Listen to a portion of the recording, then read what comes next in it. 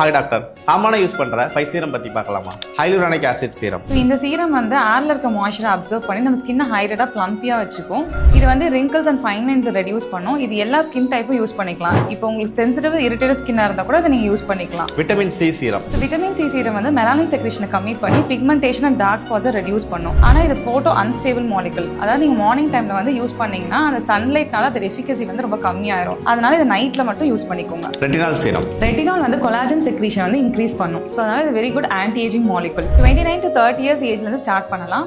Retinal வந்து சில பேருக்கு இரிட்டேஷன் காஸ் பண்ணும். அதனால லோயர் கான்சன்ட்ரேஷன்ல ஸ்டார்ட் பண்ணி கிராஜுவலா இன்க்ரீஸ் பண்ணணும். Salicylic acid serum. Salicylic acid வந்து உங்க போர்ஸ் வந்து பெனட்ரேட் ஆகி dead skins and oil secretion வந்து ரெடியூஸ் பண்ணும். அதனால பிம்பிள்ஸ் வந்து ரெடியூஸ் பண்ணும். இது oily skin, acne prone skin வந்து நீங்க யூஸ் பண்ணிக்கலாம். இதுவே சென்சிட்டிவ் ஸ்கின்னா இருந்தா அது யூஸ் பண்ணாதீங்க. பிகாஸ் இது இரிட்டேஷன் காஸ் பண்ணலாம். Azelaic acid serum. இது anti inflammatory, anti microbial activity இருக்கு. ஸோ பிம்பிள்ஸ், பிக்மெண்டேஷன் ரெண்டுமே இருக்கிறவங்க இது யூஸ் பண்ணிக்கலாம். உங்க ஸ்கின் டைப்புக்கு கரெக்டான சீரம் சூஸ் பண்ணணும்னா கமெண்ட்ல சீரம் டைப் பண்ணுங்க. ஃபுல் டீடைல்ஸ் ஷேர் பண்றேன்.